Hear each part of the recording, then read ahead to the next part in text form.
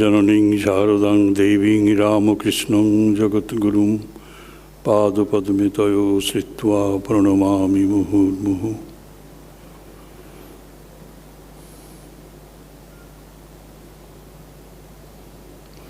ॐ तव कथामृतं तप्तजीवनं कविभिरीडितं कल्मषापहम् श्रवणमङ्गलं श्रीमदाततं भुवि गृह्णन्ति ये भूरिदा जनाः।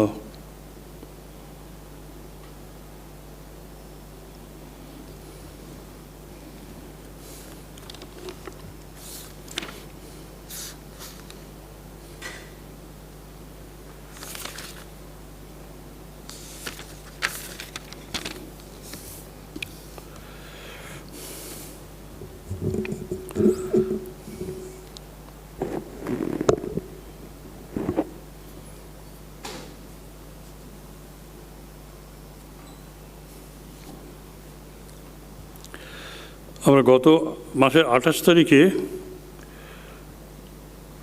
শেষ ক্লাস নিয়েছি। আপনাদের মনে আছে কিনা জানি না।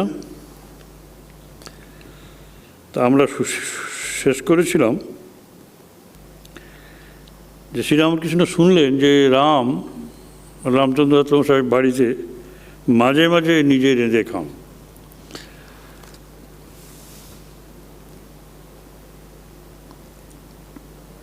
ঠাকুরের কথাটা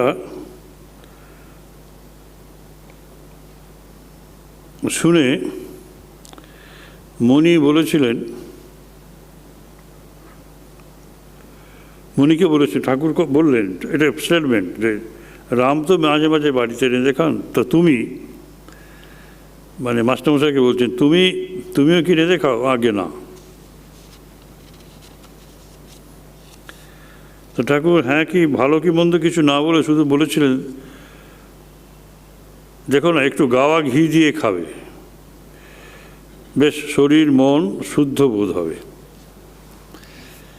আমি অন্য একটা জায়গায় তো পড়েছিলাম যে অন্ন যদি একটু ঘি সহযোগে খাওয়া যায় তাহলে তার যে সুগার প্রডিউস করার ক্ষমতা সেটা নাকি অনেকটা কমে যায়।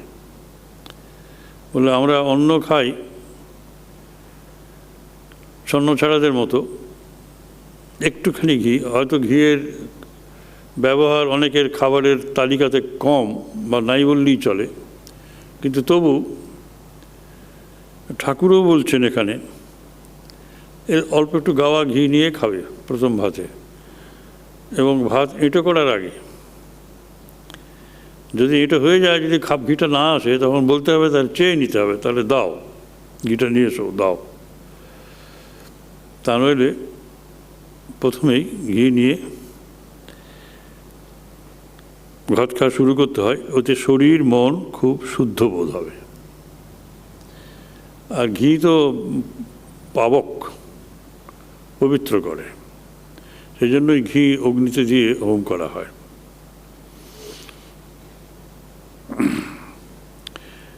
এই ঘটনা ঘটছে 1884 সালের 5ই এপ্রিল।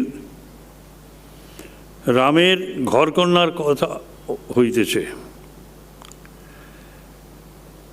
রামের বাবা পরম বৈষ্ণব, বাড়িতে শ্রীধরের সেবা। শ্রীধর মানে নারায়ণ, লক্ষ্মীও থাকতে পারেন, লক্ষ্মীপতি, স্ত্রীকে যিনি ধারণ করে আছেন। রামের বাবা দ্বিতীয় পক্ষে বিবাহ করিয়াছিলেন। রামের তখন খুব অল্প বয়স। পিতা ও বিমাতা রামের বাড়িতেই ছিলেন। পরিবেশটা লক্ষ্য করুন, পিতা এবং বিমাতা রামের বাড়িতেই ছিলেন। কিন্তু বিমাতার সঙ্গে ঘর করিয়া রাম সুখী হয় নাই। এক্ষণে বিমাতার বয়স 40। বিমাতার জন্য রাম পিতার উপরও মাঝে মাঝে অভিমান করিতেন। আজ সেই সব কথা হইতেছে। এটি চতুর্বিংশ পরিচ্ছেদ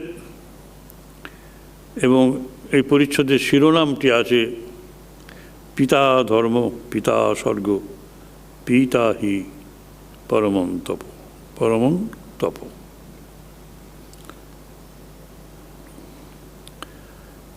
রাম বলছেন বাবা গোল্লায় গেছেন, অল্প বয়সে মাতৃহারা বাবা দ্বিতীয় পক্ষের বিয়ে করেছেন এবং তারই বাড়িতে আছেন, বিমাতার অত্যাচারটা সহ্য হচ্ছে না। এইসব ভেবে রাম কিন্তু ঠাকুরের সামনেই বলছেন যে বাবা গোল্লায় গেছেন। কতটা বিরক্ত হয়েছেন সেটা বোঝা যায় শ্রীরামকৃষ্ণ ভক্তদের প্রতি। শুনলে বাবা গোল্লায় গেছেন আর উনি ভালো আছেন। ভক্তরা কিন্তু রামচন্দ্রের এরকম একটা বক্তব্য শুনেও, এটা ডেডিকেটেড মন্তব্য অবশ্যই, খুব নিন্দনীয় বক্তব্য শুনেও কিন্তু কিছু হাসাহাসি করলেন না।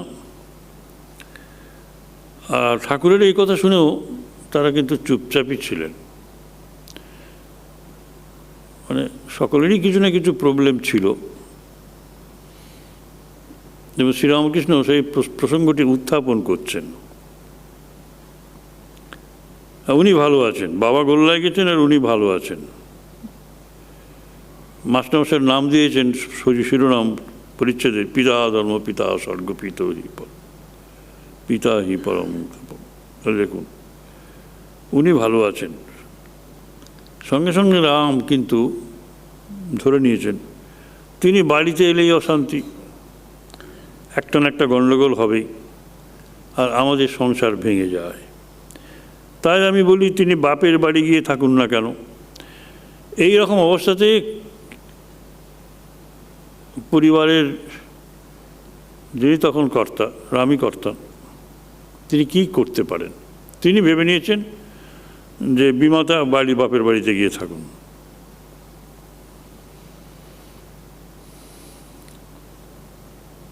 কিন্তু ওখানে গিরীন্দ্র উপস্থিত ছিলেন। গিরীন্দ্র বলছেন যে দেখো ঝগড়াটা তো দুটো মেয়েকে নিয়ে, এক তোমার স্ত্রী, এক হচ্ছে বাবার দ্বিতীয় পক্ষের স্ত্রী।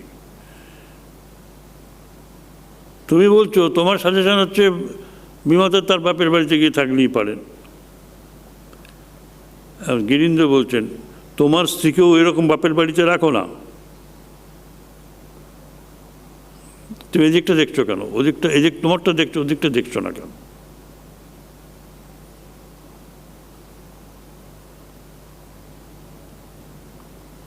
এই কথাতে কিন্তু এই যে সলিউশনটা হলো, দুটি মেয়েকে নিয়ে যখন ঝগড়া গণ্ডগোল, এ বলছে যে বাবা বা তার স্ত্রীকে পাঠিয়ে দেখ বাপের শ্বশুর বাড়িতে।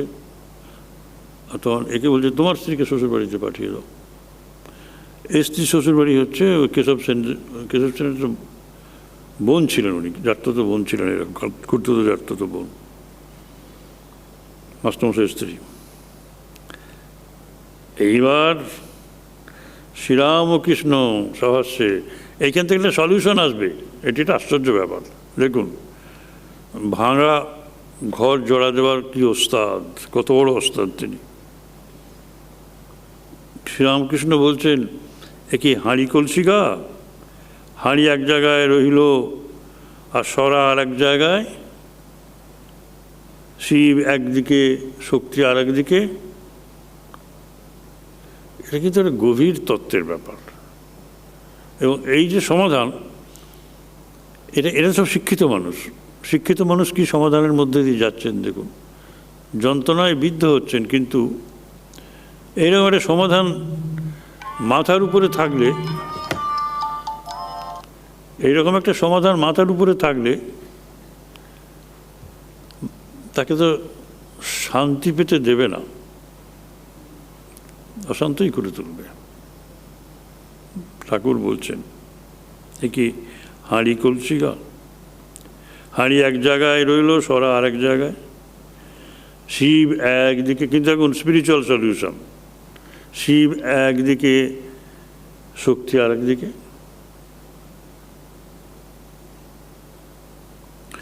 অর্থাৎ এটা তোমরা যে কথা বললে, এটা কোনোটাই সলিউশন নয়, কোনোটাই সমাধান নয়।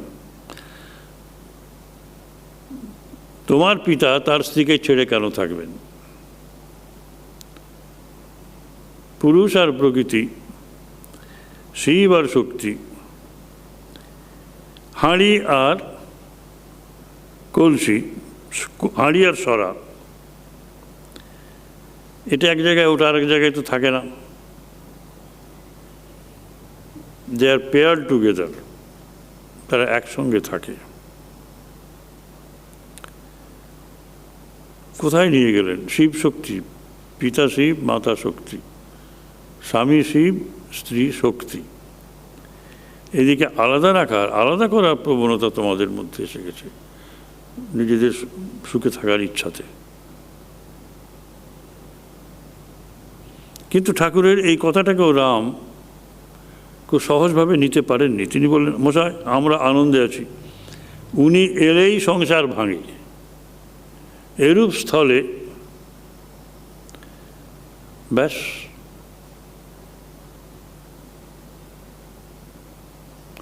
এরূপ স্থলে ঠাকুর যখন কথা মানে রাম যখন এই কথা বলতে যাচ্ছেন, মাস্টার ঠাকুর তখন তাকে কথাটা বলতে দিলেন না। দেখুন, বাড়িতে অশান্তি সকলেরই আছে, বিশেষ করে বিমাতা যদি এসে যায় সে ফ্যামিলিতে। আর বাবাকে বলছে যে উনি তো তার স্ত্রীকে, তার দ্বিতীয় পক্ষের স্ত্রীকে বাপের বাড়ি পাঠাতে পারে। সলিউশনটা তাতে হচ্ছে না। কারণ কি? শিব এবং শক্তি, পিতা শিব, মাতা শক্তি, দ্বিতীয় পক্ষে হোক তৃতীয় পক্ষের হোক, শিব শক্তি এরা দুজন দুজনকে আকর্ষণ করবেই। একজনকে থেকে একজনকে ছেড়ে আরেকজন থাকতে পারবেন না। আর তেমনি তুমিও তোমার স্ত্রীকে বাপের বাড়িতে পাঠাতে পারো না, সম্ভব নয়। তোমরাও শিব শক্তি অভিনয় করছো, শিব একদিকে, শক্তি একদিকে। অভিনয় নয় ঠিক, এখানে টান আছে। অভিনয় যে টান, সেটা তো তোমাদের থাকতেই হবে। যেই বলেছেন উনি এলেই সংসার ভাঙবে, আমরা তো বেশ আনন্দেই থাকি, উনি এলেই সংসার ভাঙে। এরূপ স্তরে শ্রীরামকৃষ্ণ বলছেন যে হ্যাঁ, তবে আলাদা বাড়ি করে দিতে পারো, আলাদা বাড়ি করে দিতে পারো। তোমার কি ব্যবস্থা করতে হবে? দুজনকে এক কাছে রাখতে হবে, মাসে মাসে সব খরচ দেবে। বাপ মা কত বড় গুরু, এই বাপ মা কত বড় গুরু, তাদের সমালোচনা করা কতদূর সঙ্গত, বিশেষ করে ঠাকুরের কাছে, যিনি বাবা এবং মা, নিজের বাবা এবং মা সম্বন্ধে দেবতার ভাব বজায় রাখতেন। এ তো অস্বীকার করার উপায় নেই। রাখাল আমায় সেদিন জিজ্ঞাসা করে, বাবার পাতে কি খাবো? আমি বলি, সে কি রে, তোর কি হয়েছে, বাবার পাতে খাবি না? তবে একটা কথা আছে, যারা সৎ তারা উচ্ছিষ্ট কাউকে দেয় না, এমনকি উচ্ছিষ্ট কুকুরকেও দেয়া যায় না। সেবা ভাব যদি থাকে তাহলে সেটাও দেওয়া যায় না, অগ্রভাগ দেব। কারণ সর্বজীবে তো তিনি আছেন। ক্ষেত্রজ্ঞন চাপিমাং বিদ্ধি সর্বক্ষেত্রেষু ভারত। শরীর সর্বশরীর, ক্ষেত্র হচ্ছে সর্বশরীর, সর্বক্ষেত্রে, সব ক্ষেত্রে মানে সর্বদেহে ক্ষেত্রজ্ঞ রূপে, আত্মারূপে আমি আছি, ভগবান বলছেন।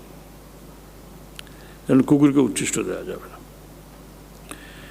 গিরীন্দ্র মহাশয়, বাপ মা যদি কোনো গুরুতর অপরাধ করে থাকেন, কোনো ভয়ানক পাপ করে থাকেন, আবার শ্রীরামকৃষ্ণ কুইপ করে নিচ্ছে, বল না,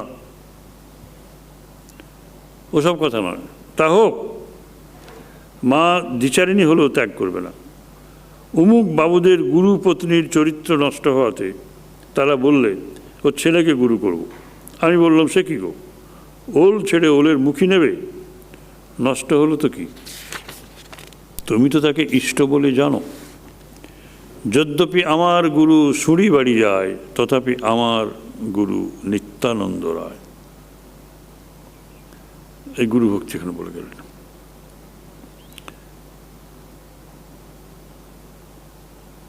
মা বাপ কি কম জিনিস গা? তারা প্রসন্ন না হলে ধর্ম টর্ম কিছুই হয় না।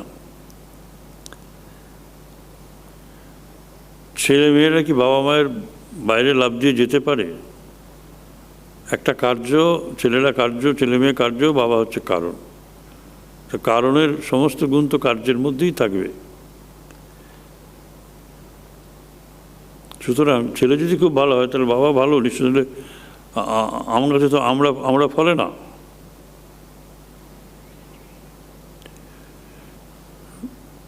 চৈতন্যদেব তো প্রেমে উন্মত্ত, তবু সন্ন্যাসের আগে কতদিন ধরে মাকে বোঝালেন, মা আমি মাঝে মাঝে এসে তোমাকে দেখা দিব।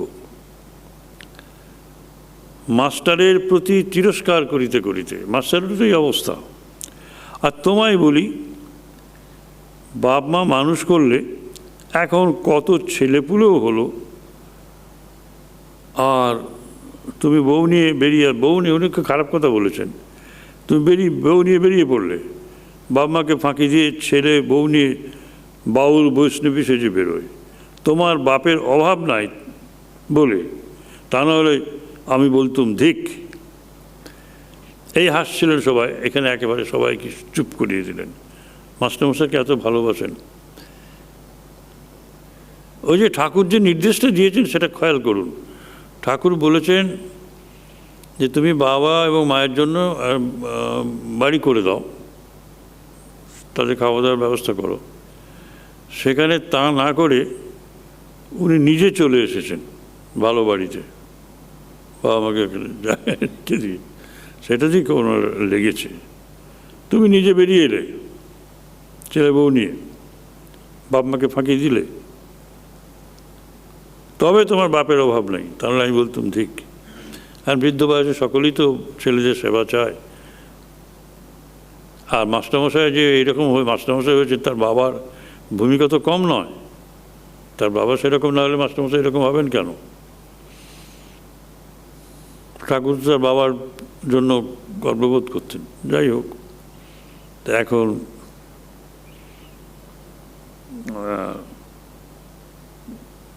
মানে স্ত্রীর সাথে বলে না, সেটা সবসময় হচ্ছে আজকাল।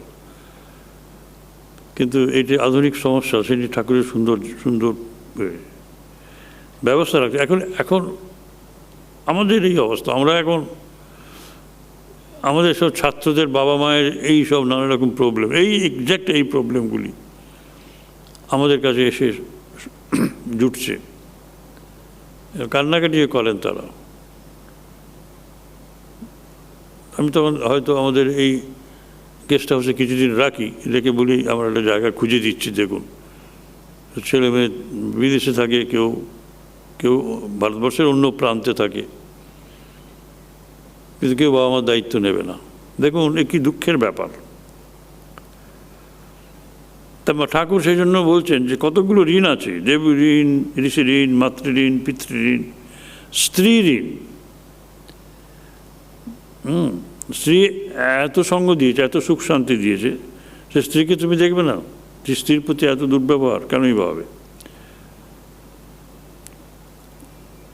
স্ত্রীর কাছেও ঋণ আছে। হরি স্ত্রীকে ত্যাগ করে এখানে এসে রয়েছে। যদি তার স্ত্রীর খাবার জোগাড় না থাকতো তাহলে বলতুম ঢ্যামনা শালা। ভালো, ঠাকুরের একটা ভালো কথা, মানে খুব মানে গালাগালি দিলেন আর কি, অন্যরকম গালাগালি, ঢ্যামনা শালা। জ্ঞানের পর ওই স্ত্রীকে দেখবে সাক্ষাৎ ভগবতী। তুমি তো যাকে তাকে বিয়ে করে আনোনি, তোমার সমকক্ষ, সম শক্তিমান, শক্তিমতী। তুমি তার কথায় চলবে, তিনিও তোমার কথায় চলবেন। সুতরাং কোনো অংশে তিনি ন্যূনও নন, খামতি কোথাও নেই। সুতরাং ওই জ্ঞানের পর স্ত্রীকে সাক্ষাৎ ভগবতী রূপে দেখবে। চণ্ডীতে আছে, যা দেবী সর্বভূতেষু মাতৃরূপে সংস্থিত।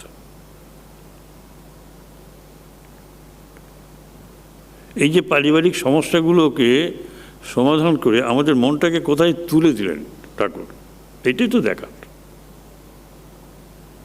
এই ঘটনা আমরা অনেকবার পড়েছি, আপনারা অনেকবার পড়েছেন। কিন্তু স্ত্রীকে কোথায় তুলে দিলেন? দিন রাত গালাগালি দিচ্ছে স্ত্রীকে। আমাদের স্বামীদের মাসল পাওয়ার আছে বলে। ঠাকুর আমাদের মাকে কি চোখে দেখতেন? এই উদাহরণটা সবার সামনে রয়েছে। বেশি বললে আমাদের আমার শত্রুবৃন্দের মধ্যে বাবারা মায়েরা দুদলই আছেন, একদল খুশি হবেন, আরেক দল খুব রেগে যাবেন, আমি বুঝতে পারি। কিন্তু ঠাকুর আমাদের আলোচনাটাকে কোথায় তুলে দিলেন সেটাই বক্তব্য। আপনারা শুনে গিয়ে যদি আপনাদের স্বামীদের বলেন যে এই হয়েছে আজ, ওসব অনেক হয়, অনেক শোনা আছে, বলে দেবেন যে মহারাজের তো ওসবের ভাবনা নেই, ওসব বলে যাচ্ছেন। মহারাজের ভাবনা নেই, মহারাজ যার কথা বলছেন তার তো এসব ছিল। তিনি আমাদের এই যুগটাকে ধরে রেখেছেন, সেখানে পারিবারিক অস্থিরতা তাকেও কিভাবে ব্যাকুল করেছে দেখুন। তারই প্রিয় শিষ্য সব, প্রিয়জনের দুঃখ কষ্ট তিনি তো লাঘব করবেনই, কিন্তু তুললেন কোথায়? তিনিই মা হয়েছেন, তিনিই তো স্ত্রী হয়ে এসছেন, তিনি তো ভগবানের মেয়ে। তুমি যাকে বিয়ে করে এনেছো সেও ভগবানের মেয়ে, সাধারণ মেয়ে নয়, ভগবানের মেয়ে ভগবতী। দুচ্ছাই করতে নাই। যত স্ত্রী দেখো সব তিনি। আমি তাই বৃন্দেকে কিছু বলতে পারি না। বৃন্দে হচ্ছে ঠাকুরের ঝি, বৃন্দে ঝি ঠাকুরের পরিচারিকা, ও কিছু বলতে পারি না। এইবার আসল কথা, কেউ কেউ শোলক ঝাড়ে লম্বা লম্বা কথা কয়, কিন্তু ব্যবহার আর এক রকম।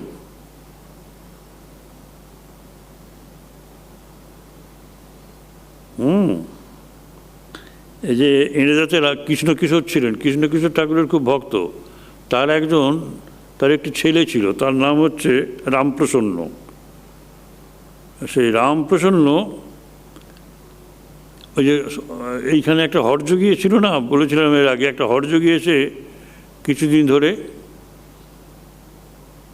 দক্ষিণেশ্বরে বাস করছেন। সেই হর্যগী শ্রীরামকৃষ্ণকে অনুরোধ করেছেন যে তোমার তো অনেক সব চেলা চামুন্ডা আসে দেখি, তাদেরকে বলে দাও না, আমি একটু আপিং খাই, তো আমার দুধের দরকার। তা ঠাকুর বলে পাঠিয়ে দিয়েছিলেন, এই নির্দেশটা দিয়ে ভক্তদের বললেন যাও হরযোগীকে দেখে এসো, তিনি দুধ চাচ্ছেন, তোমরা দেখে এসো। তারা দেখে এলো। তো ঠাকুর যখন প্রশ্ন করলেন যে দুধের কি হলো, তারা চুপচাপ আছে। তখন ঠাকুর বলছেন তোমরা বোধহয় তাকে লাইক করো না। ওইখানে চাপা পড়ে গেল। কিন্তু এখানে বলছে রামপ্রসন্ন বড় বড় কথা বলে, শোলক ঝাড়ে অনেক লোক। রামপ্রসন্ন ওই হরযোগীর কিসে আপিং আর দুধের জোগাড় হয় এই করে করে বেড়াচ্ছে। কেন না? সাধু সেবা। মনুস্মৃতিতে বলেছে সাধু সেবা করবে, সাধু সেবার অনেক ফল। এইসব করে বেড়াচ্ছে। বলে মনু বলেছেন, মনু মহারাজ সাধু সেবা করবে। তা মনু মহারাজ কি বলেছেন যে বুড়ো মাকে খেতে দেবে না? কোথায় আছে মনু মহারাজের স্মৃতিতে? এই যে ঠাকুর বলছেন মনুতে বলেছে সাধু সেবার কথা আছে, এদিকে বুড়ো মা খেতে পায় না, বুড়ি হয়েছে, নিজে হাট বাজার করতে যায়। আমার এমনি রাগ হয়, ঠাকুরের রাগ হতো, বোঝা যাচ্ছে ঠাকুরের রাগ হতো না। একটা রাগের কথা বলি আমি,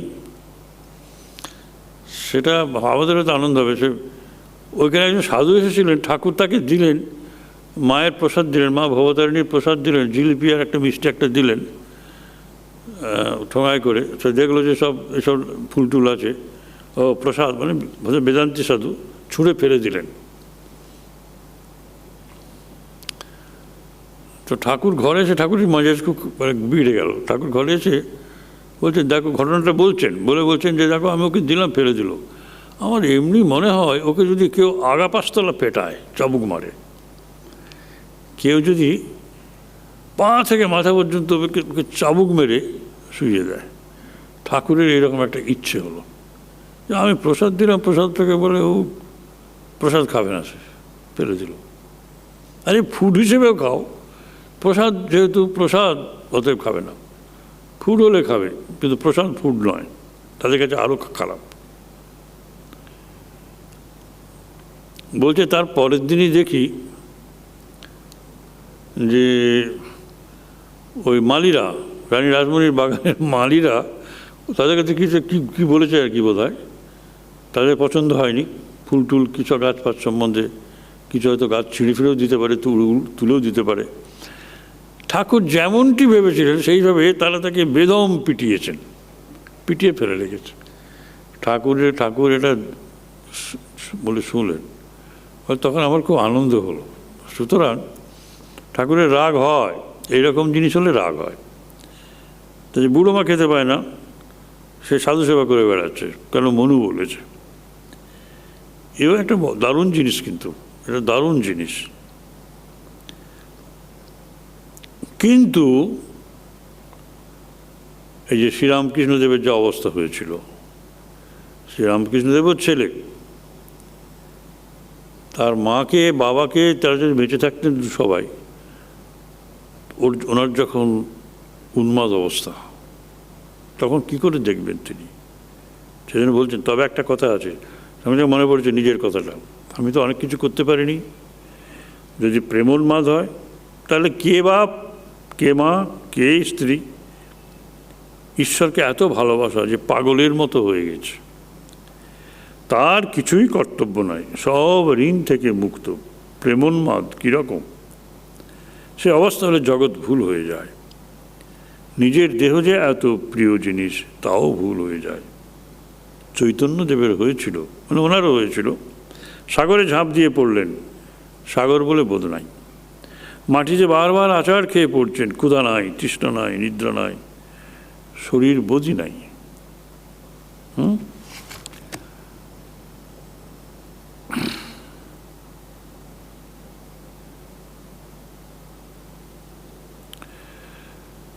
এসব হলো। ঠাকুর হা চৈতন্য বলিয়া উঠিলেন।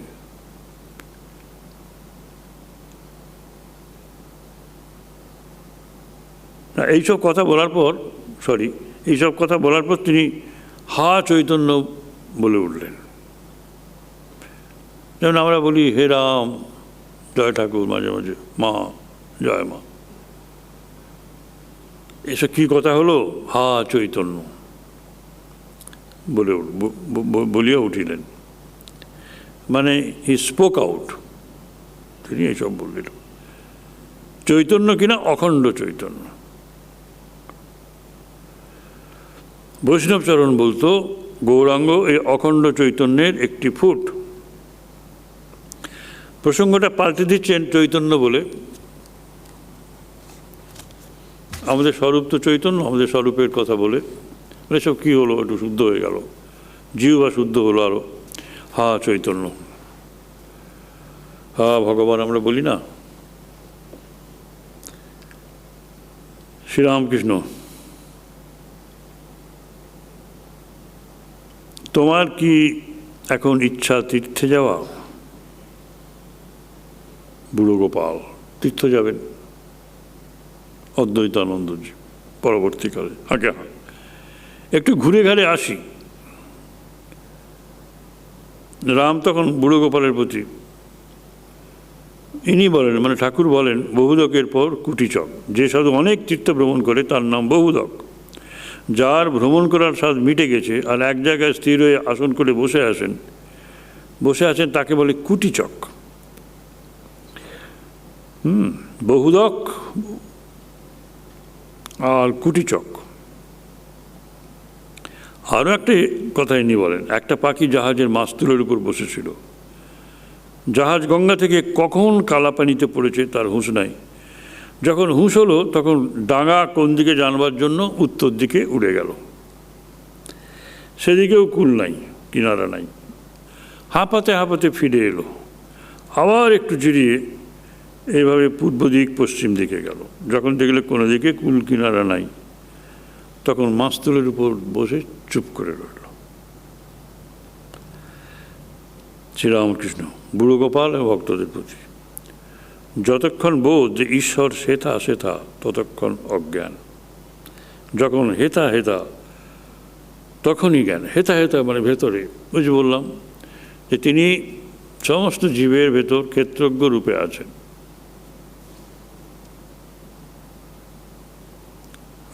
আত্মারূপে আছেন।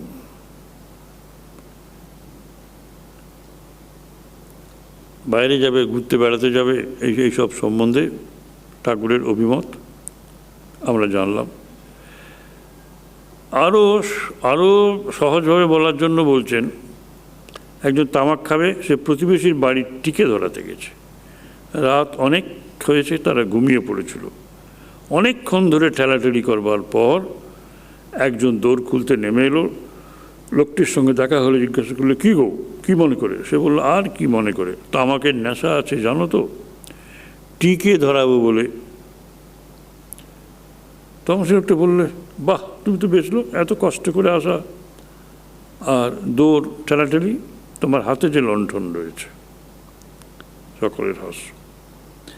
যা চায় তা কাছেই আছে, অথচ লোকে নানা স্থানে ঘোরে। এই যে ভগবান লাভই মনুষ্য জীবনের উদ্দেশ্য, সেই ভগবান মানুষের ভেতরই আছে। তো মানুষই ভগবান। ঠাকুর তো বলেই দিলেন, মা তো বলেই দিলেন, স্বামীজিও বলে দিলেন, ঠাকুরই মানুষই ভগবান। এবং স্বামীজি তো খুব সুন্দর কথা বলেছেন, এটা অনেকবার বলেছি হয়তো, যে যারা দেবতার পুজো করে তারা ধার্মিক, যারা মানুষের পুজো করে তারা দেবতা। মানুষের পুজো করে মানুষ দেবতা হয়। অদ্ভুত। দেবতা আমাদের ভেতরই আছে, প্রত্যেক মানুষের ভেতরই আছে। দেব ভূত্বা দেবং যজেত, দেবতা নিজেই দেবতা হয়ে দেবতার পুজো করো। তো ঠাকুর বলছে, লোক নানা স্থানে ঘুরে বেড়ায়, যে যা চায় তাই কাছেই পায়। ঠাকুরকে ইঙ্গিত করিতেছেন, মাস্টারমশাই বলছেন, তিনি বিদ্যমান তীর্থ কেন, তিনিই তো সচল তীর্থ হয়ে বসে আছেন গঙ্গা তীরে, অবতার বরিষ্ঠ। বাপরে বাপ, কি কামারপুকুর, কি জয়রামবাটি, বলুন কি তীর্থ। আমরা মথুরা বৃন্দাবন সব ঘুরি, অযোধ্যা ঘুরি, এত সব হচ্ছে, সেই তীর্থের মর্যাদা রক্ষার জন্য কত কি হচ্ছে। হ্যাঁ, কি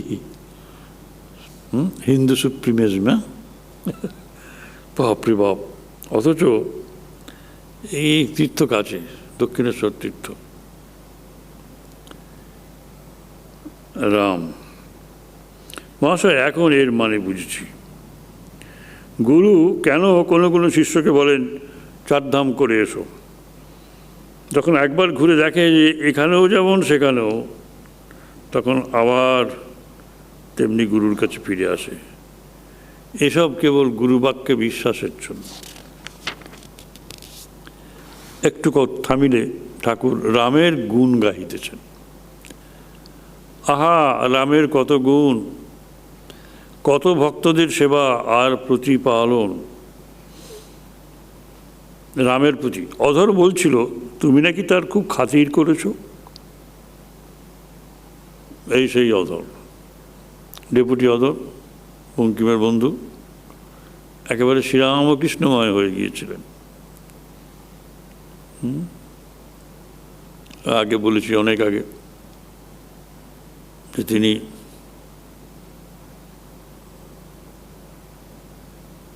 ঠাকুরকে তার বাসায় নিয়ে যেতেন।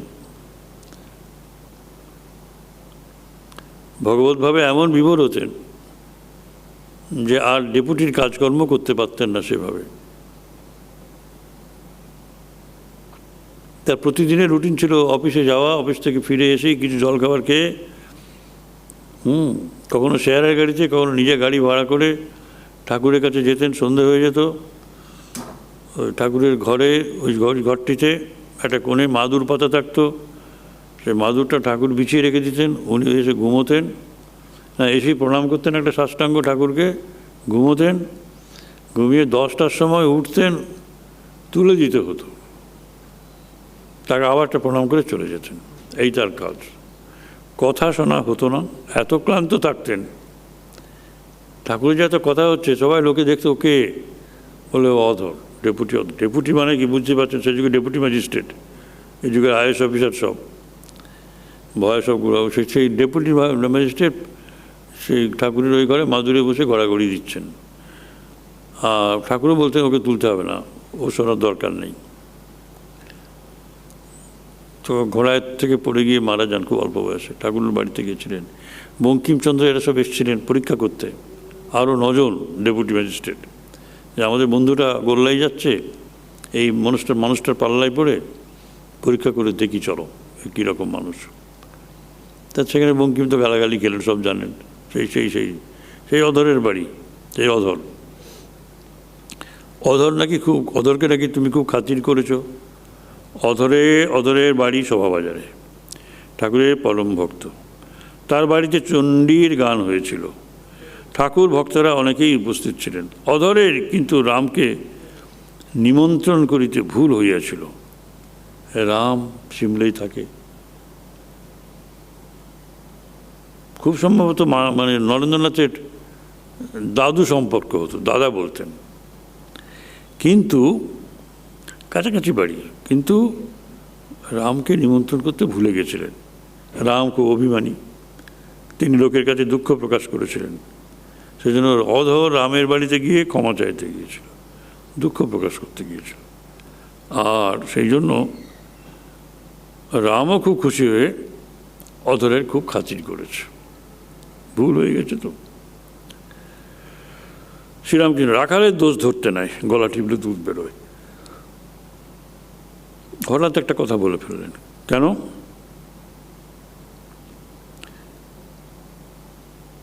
কেন বললেন এটা? ভেতরে একটা ব্যাপার আছে। রাম সব শুনেছেন পরে, যে রাখালকে বলেছিল, তুমি রাখাল মহারাজ তুমি রামকে নিমন্ত্রণ করো যাতে তিনি আসেন অধরের বাড়িতে, তার বাড়িতে। সুতরাং অধরের দোষ নাই, রাখালের দোষ, রাখালের উপর ভাত ছিল। এখন রাখালের দোষ ধরেছে, অদ্ভুত ব্যাপার। ঠাকুরের রাখাল গোপাল, সে ঠাকুর সহ্য করবেন? বাপ রে বাপ। দেখো, রাখালের দোষ ধরতে নাই, গলা টিপলে দুধ বেরোয়। ভক্তকে রক্ষা করছেন, রাখাল নির্দোষ, ছোট ছেলের দোষ নাই। ছোট ছেলে কি তখন বয়স হয়তো 18-20 বয়স হবে, বিয়েও হয়ে গেছে তখন। কিন্তু তাহলে কি হবে, ছোট ছেলের দোষ, গলা টিপলে দুধ বেরোয়। রাম মহাশয় বলেন কি, চণ্ডীর গান হলো। শ্রীরামকৃষ্ণ অধর তা জানতো না। ওই দেখো না, সেদিন যদুমল্লিকের বাড়ি আমার সঙ্গে গেছিল। আমি চলে আসবার সময় জিজ্ঞাসা করলাম, তুমি সিংহ বাহিনীর কাছে প্রণামী দিলে না? তা বললে, মহাশয় আমি জানতাম না যে প্রণামী দিতে হয়।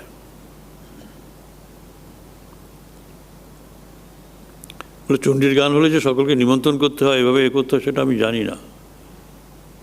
ওরা বিশ্বাস করছে না, কিন্তু ঠাকুর বলছেন না, ও সরল, সে জানে না। তা যদি না বলেই থাকে, ওখানে হরিনাম হচ্ছে, চণ্ডীর গান হচ্ছে, তুমি গেলে না কেন? হরিনামে দোষ কি? যেখানে হরিনাম সেখানে না বললেও যাওয়া যায়, নিমন্ত্রণের দরকার নাই।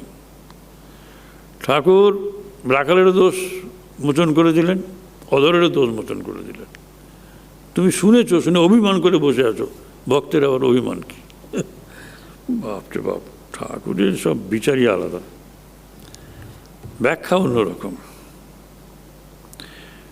ঠাকুর সেই শ্রীরামকৃষ্ণ সেই পূর্ব পরিচিত ঘরে বসিয়া আছে, বেলা 11টা।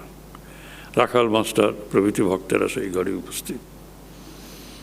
গত রাত্রে ফলোহারিণী কালী পুজো হয়েছে, দারুণ দারুণ দিন, অমাবস্যার পরের দিন। সেই উৎসব উপলক্ষে নাট মন্দিরে শেষ রাত্রে যাত্রা হয়েছে, বিদ্যাসুন্দরের যাত্রা। শ্রীরামকৃষ্ণ সকালে মন্দিরে মাকে দর্শন করিতে গিয়া একটু যাত্রা শুনে এসেছেন। এইবার যাত্রাওয়ালা স্নান শেষে, সারা যাত্রা করেছে, স্নান শেষে ঠাকুরকে দর্শন করতে এসেছে শনিবার দিন। যে গৌরবর্ণ ছোকরাটি বিদ্যা সাজিয়াছিল, বিদ্যা আর সুন্দর, বিদ্যা মানে প্রেমিকা, সুন্দর মানে প্রেমিক, তিনি ভালো অভিনয় করেছিলেন, অনেক ঈশ্বরীয় কথা কইছেন, ভক্তেরা তার কথা আগ্রহের সঙ্গে শুনছেন। তোমার অভিনয়টি বেশ হয়েছে। দেখো, যদি কেউ গাইতে বাজাতে নাচতে কি কোনো একটা বিদ্যাতে ভালো হয়, সে যদি চেষ্টা করে শীঘ্রই কি হবে? ঈশ্বর লাভ করতে পারে।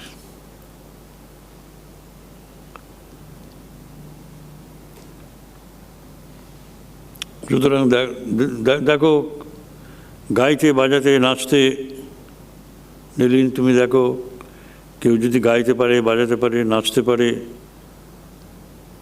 যে কোনো একটা বিদ্যাতে, গান্ধর্ব বিদ্যাতে খুব যদি এফিসিয়েন্ট হয়, কি একটা কোনো বিদ্যাতে, গান্ধর্বই বা কেন বলবো, কনসেন্ট্রেশনটা তো আছে। এমনকি ক্রিকেট খেলা, তো আজ ক্রিকেট খেলা হচ্ছে, সে যদি চেষ্টা করে শীঘ্র ঈশ্বর লাভ করতে পারে। ভগবানের কথা, ভগবান কথা দিয়েছেন, চেষ্টা করলে তার হবে। আর তোমরা যেমন অনেক অভ্যাস করে গাইতে বাজাতে বা নাচতে শেখো, সেরূপ ঈশ্বরেতে মনের যোগ অভ্যাস করতে হয়। পুজো, জপ, ধ্যান এসব নিয়মিত অভ্যাস করতে বলে দিচ্ছে। আমরা ক্লিয়ার, পরিষ্কারভাবে তিনি পথও বলে দিলেন। যেমন গাইতে বাজাতে নাচতে পরিশ্রম করেছ, সেরকম ও তো হলো, ওটা আছে, ওটা নষ্ট হবে না, জীবন থেকে যাবে না। পুজো, জপ, ধ্যান সেই নিষ্ঠা নিয়ে নিয়মিত অভ্যাস করো। ঠাকুর বলছেন, এবার ভাবছেন হয়তো খুব বেশি ডিমান্ড হয়ে গেল, দাবিটা একটু বেশি হয়ে গেল। Demand has been very big. তখন বলছেন যে, তোমার কি বিবাহ হয়েছে, ছেলেপুলে? আজ্ঞা, একটি কন্যা গত, আরও একটি সন্তান আছে। শ্রীরামকৃষ্ণ, এর মধ্যে হলো আর গেল তোমার এই কম বয়স। বলে, সাঁঝ সকালে এসব লিখেছেন, স্বামী মারা গেছেন, কাঁদবো কত রাত। সংসারে সুখ তো দেখছো, যেমন আমরা কেবল আঁঠিয়ার চামড়া, খেলে হয় অম্লসুল। চামড়ার অম্বল তো আমরা খাই, খুব খারাপ লাগে না, ভালোই লাগে। এখন এখন এখন আমরা পাওয়া যায়, আমরার অম্বল, কিন্তু ঠাকুর সাবধান করে অম্লসুল হয়। অল্প খেলে ভালো, খারাপ। যাত্রাওয়ালার কাজ তো বেশ করছো, কিন্তু বড় যন্ত্রণা। কেন যন্ত্রণা জানেন? আমরা দেখেছি, আমরা গ্রামে ছিলাম, জয়রামবাড়ি, কামারপুকুরে দেখেছি, মানে এরিয়াতে সব দল থাকতো। এখানে এক রাত, তার পরের দিন হয়তো 5 কিলোমিটার, 5 মাইল দূরে আর এক রাত, পরের রাত, তারপরে 30 মাইল দূরে আর পরের দিন যাত্রা। ঘুম হয় না রাত্রে, সুন্দর শরীর, কিন্তু এখন বয়স কম, তাই গোলগাল চেহারা, তারপর সব তুবড়ে যাবে। যাত্রাওয়ালারা প্রায় এইরকমই হয়, গাল তুবড়ে গেছে, পেট মোটা হয়েছে, হাতে তাগা, সবাই হাসছে, কিন্তু এটা ট্র্যাজেডি ওদের, এটা দেখেছি।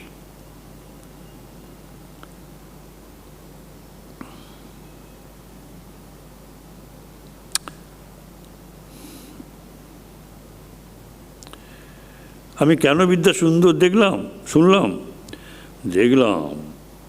তাল, মান, গান বেশ। তারপর মা দেখিয়ে দিলেন যে নারায়ণই এই যাত্রাওয়ালাদের রূপ ধারণ করে যাত্রা করছে। অন্য জায়গায় ঠাকুর বলতেন মা দেখিয়ে দিলেন, এখানে বলছেন নারায়ণ দেখিয়ে দিলেন। বিদ্যা মানে বিদ্যা মানে ছেলেটাই মেয়ের রূপ মানে হয়ে পাঠ করেছে, ছেলেটা তো আবার মেয়ে সাজত। আজ্ঞা কাম আর কামনা তফাৎ কি? শ্রীরামকৃষ্ণ, কাম যেন গাছের মূল, কামনা ডালপালা।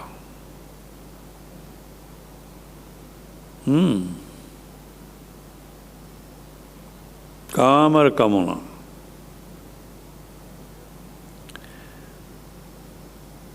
একটা হচ্ছে লাস্ট কাম, কামনা হচ্ছে ডিজায়ার, ডালপালা অনেক রকমের ডিজায়ার। এই কাম ক্রোধ লোভ এই ছয় রূপ একেবারে তো যাবে না, তাই ঈশ্বরের দিকে মোড় ফিরিয়ে দিতে হয়। এই ছয় রিপু যদি কামনা করতে হয় তো লোভ করতে হয়, তবে ঈশ্বরে ভক্তি কামনা করো, তাকে পাওয়ার লোভ করো। যদি মত্ততা করতে হয়, অহংকার করতে হয়, তাহলে আমি ঈশ্বরের দাস, এই আমি করো, ঈশ্বরের সন্তান, এই বলে অহংকার করতে হয়। সব মন তাকে না দিলে তাকে দর্শন হয় না। কামিনী কাঞ্চনে মনের বাজে খরচ হয়। এই দেখো না, তোমার ছেলে মেয়ে হয়েছে, যাত্রা করা হচ্ছে, এসব নানা কাজে ঈশ্বরের সঙ্গে মনের আর যোগ হয় না। সুন্দর জিনিস। ভোগ থাকলেই যোগ কমে যায়, ভোগ থাকলেই আবার যারা শ্রীমদ্ ভাগবতে আছে, অবধূত চিলকে 24 গুরুর মধ্যে একজন করেছিল। চিলের মুখে মাছ ছিল, সেই মাছ খাবার জন্য হাজার হাজার কাক তাকে ঘিরে ফেললে যেদিকে চিল ছোটে সেই দিকে কাকগুলো পিছনে পিছনে কাকা করতে করতে যায়। যখন চিলের মুখ থেকে মাছটা আপনি হঠাৎ পড়ে গেল, তখন যত কাক মাছের দিকে গেল, চিলের দিকে আর কেউ গেল না। চিলের জ্ঞান হয়ে গেল, মাছ মানে ভোগ্য বস্তু, কাকগুলো ওই হাজার হাজার কাক ঘুরছে মানে ভাবনা চিন্তা, যেখানে ভোগ সেখানেই এসে ভাবনা চিন্তা, আর যে ওটা ফেলে দিল ব্যাস শান্তি। খুব সহজ উদাহরণ দিচ্ছেন সবার জন্য, কিন্তু তাই তো হয়। ভোগ থাকলে ভাবনা চিন্তাটা বেশি থাকে, এই ভাবনা চিন্তাটাই হচ্ছে কাকের দল। এত সুন্দরভাবে আর কি বলেছেন। আবার দেখো, অর্থই অনর্থ হয়। তোমরা ভাই ভাই বেশ আছো, কিন্তু ভাই ভাই হিস্সে নিয়ে গোল হলো। হিস্সে মানে ভাগ বাটোয়ারা। কুকুর গা চাটাচাটি করছে, কিন্তু গৃহস্থ যদি দুটি ভাত ফেলে দেয়, ভাত না যদি মাংসের হাড়ও ফেলে দেয় আর কি, সেটাই বলছে, তাহলে পরস্পর কামড়াকামড়ি করবে। ভাত তো ফেলবেই, ওদের কামড়াকামড়ি মাংস ফেলে মাঝে মাঝে এখানে আসবে। এরা আসেন রবিবার কিংবা অন্য ছুটিতে আসেন। যাদের দেখছো এটা বড় বড় লোক, তোমাদের জগতের ভাষায়, জাগতিক ভাষায়। বিদ্যা বলছেন রবিবার, আমাদের রবিবার 3 মাস, শ্রাবণ ভাদ্র আর পৌষ। বর্ষার সময় ধান রোয়া হয় আর পৌষ মাসে ধান কাটা হয়। এই 3 মাস কোথাও আমাদের গান পালা থাকে না। আগা আপনার কাছে আসবো, সে তো আমাদের ভাগ্য। দক্ষিণেশ্বরে আসবার সময় দুজনের কথা শুনেছিলাম, আপনার আর জ্ঞানার্ণবের। শ্রীরামকৃষ্ণ, জ্ঞানার্ণব ছিলেন আরেকজন। ভাইদের সঙ্গে মিল হয়ে থাকবে, মিল থাকলেই দেখতে শুনতে সব ভালো।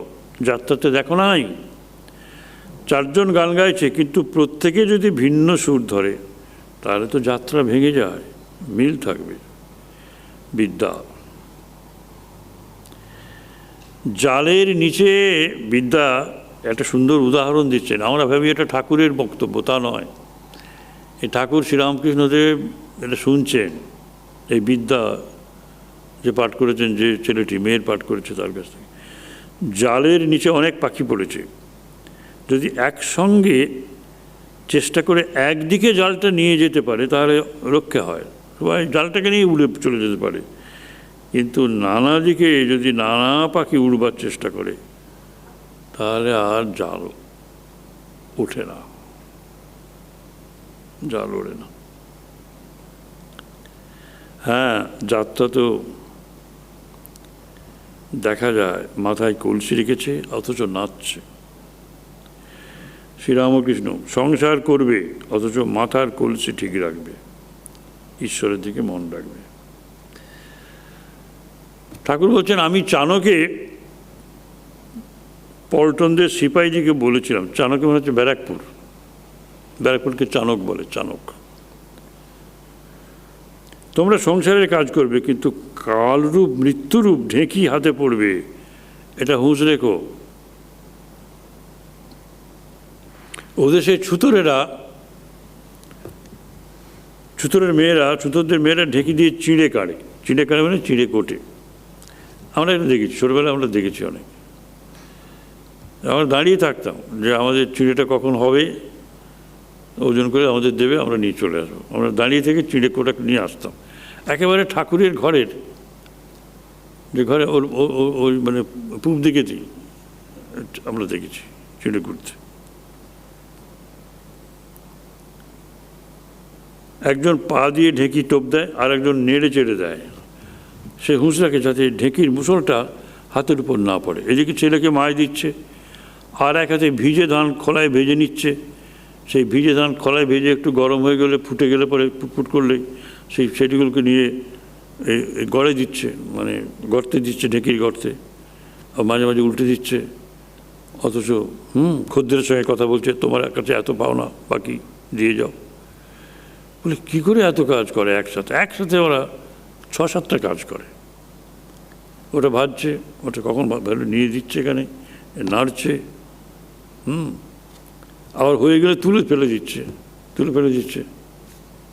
ফিনিশ প্রোডাক্ট আবার দিতে হচ্ছে, ছেলেকে মাই দিচ্ছে, খদ্দের সাথে কথা বলছে, 7-8খানা কথা এক মন। কী করে হয়? মন অভ্যাস চায়। তার মনটা পড়ে আছে ওই মুসলের দিকে, হাতে পড়ে গেলে পরেই হাতটি যাবে, হাতটা পড়ছে তো সামনে থেকে তুলছে, খুব ডিফিকাল্ট। মন দিয়ে আমরা একটা মন দিয়ে তো আমরা বহু কাজ করি, বহু কাজ করতে পারি, সে যদি কন্ট্রোল মাইন্ড হয় বহু কাজ করতে পারি। চেষ্টা করে দেখবেন, আপনি টিভিতে গান শুনছেন, খাচ্ছেন, সকালবেলা ফল খাচ্ছেন, টিভিতে গান শুনছেন, আর খবরের কাগজে পড়ছেন, খাচ্ছেন, টিভিতে গান শুনছেন। শোনেন তো, এটা শুনে দেখবেন। কিন্তু আপনি কীরকম মনঃসংযোগের অধিকারী সেটা নিজে আপনি পরীক্ষা করতে পারেন। এক সময় আপনাকে বলা হলো, আপনি 3টে শুনছেন তো? বলে হ্যাঁ শুনছি। আচ্ছা, এবার পরীক্ষা দিচ্ছে, আপনি চুপ করে নেবেন, বলে হ্যাঁ ঠিক আছে। আপনি যে ফলটা কিনেন ওটা কটা কামড় দিয়েছেন? তা তো জানি না। আচ্ছা, যে গানটা হচ্ছিল, যে গানটা শেষ হলো, যে কলিটা, সে কলিটা কী ছিল? তা তো মনে নেই। এই গানটা গাচ্ছিল জানি, কিন্তু কোন গানটা শেষ হলো এই গান জাস্ট আপনি যখন কথা বললেন। আচ্ছা, যে খবরটা পড়ছিলেন পেপারটি, সে পেপারের শেষ লাইনটা কী ছিল? কোনোটাই পারলাম। এই যে মন, সবগুলোতেই কিন্তু মন রাখা যায়, কিন্তু ঠাকুর বলছেন যে একটাতে রাখতে হবে, একটাতে বেশি রাখতে হবে। ওগুলো সব ঠিক চলছে, তো ওই হুঁশ রাখতে হবে যাতে নেকির মুসলটা হাতে না পড়ে। সবগুলো কিন্তু পারফেক্ট করে যাচ্ছেন, এটাও করে যাচ্ছেন। ঈশ্বরের মনটাকে সংসারের কাজ করো। আজ্ঞা, আত্মা যে দেহ থেকে পৃথক, তার প্রমাণটা কোথায়? প্রমাণ ঈশ্বরকে দেখা যায়, তপস্যা করলে তার কৃপায় ঈশ্বর দর্শন হয়। ঋষিরা আত্মার সাক্ষাৎকার করেছিলেন। সায়েন্সে ঈশ্বর তত্ত্ব জানা যায় না, তাতে কেবল এটার সঙ্গে ওটা মিশালে এই হয়, এসব যৌগ পদার্থ তৈরি হয়, আর এটার সঙ্গে এটা মিশালে এই হয়, এইসব ইন্দ্রিয়গ্রাহ্য জিনিসের খবর পাওয়া যায়। তাই ঈশ্বরকে দেখা যায়, কিন্তু এই বুদ্ধির দ্বারা দেখা যায় না।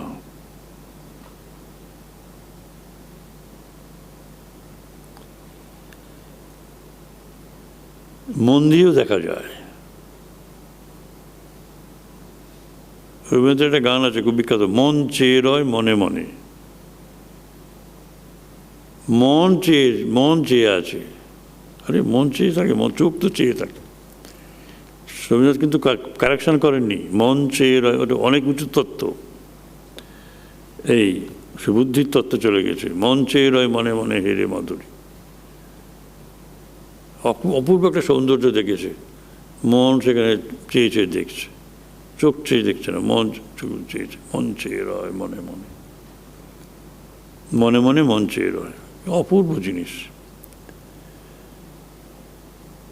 প্রমাণ সেজন্য বললো সে বুদ্ধি, এই বুদ্ধির দ্বারা হয় না, সাধুসঙ্গ করতে হয়, বৈদ্যের সঙ্গে বেড়াতে বেড়াতে নাড়ি টেপা যায়। আজ্ঞা বুঝেছি, তপস্যা চাই, বস্তু লাভ হবে। সিদ্ধি মুখে বললে নেশা হয় না, সিদ্ধি খেতে হয়। শাস্ত্রের শ্লোক মুখস্থ করলেও হবে না। ঈশ্বর দর্শনের কথা লোককে বোঝানো যায় না। আগে আত্মদর্শন কী উপায়ে হতে পারে, এই প্রশ্ন করেছে। তখন রাখাল ঘরের মধ্যে আহার করতে বসছেন। এক ঘর লোক রাখাল খাবে, ঠাকুরের রাখাল খাবে, অতএব সবাই থাকলে খেতে পারবে না, রাখালের লজ্জা হচ্ছে। আর তিনি ঠাকুরকে, রাখালকে গোপালভাবে দেখেন, মা যশোদার গোপাল ভাব, বাৎসল্য ভাব। খানা রে, এরা না হয় উঠে দাঁড়াক, ওগো রাখালের জন্য বরফ রাখো। রাখালের প্রতি, বন ওগুলি তুই আবার যাবি, রোদে যাসনি।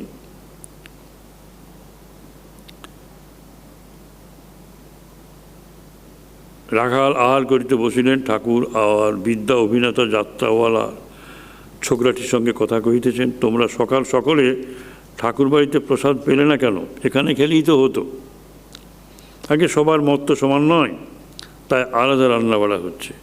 সকলে অতিথিশালায় খেতে চায় না, রাখাল খাইতে বসিয়াছে, আর ঠাকুর ভক্ত সঙ্গে বারান্দায় বসিয়া আবার কথা কয়। মানে ঠাকুরকে উঠতে হয়েছে ঘর থেকে।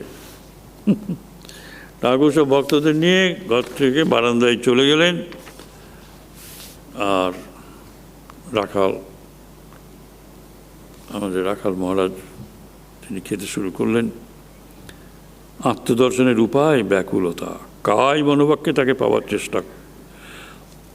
অনেক পিত্ত জমে যখন নেবা লাগে, সকল জিনিস হলদে দেখায়, আর কোনো রং দেখা যায় না। তোমাদের যাত্রাওয়ালাদের ভেতর যারা কেবল মেয়ে সাজে, তাদের প্রকৃতিভাব হয়ে যায়, মেয়েকে চিন্তা করে মেয়ের মতো হাবভাব হয়। সেরূপ ঈশ্বরকে রাত দিন চিন্তা করলে তারই সত্তা পেয়ে যাবে। মনকে যে রঙে ছোপাবে সেই রং হয়ে যায়।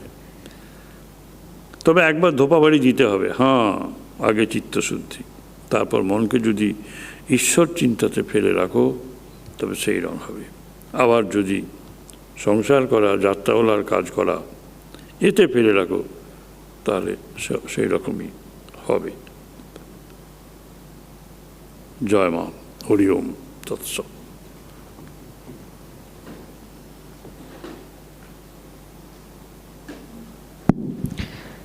নমস্কার।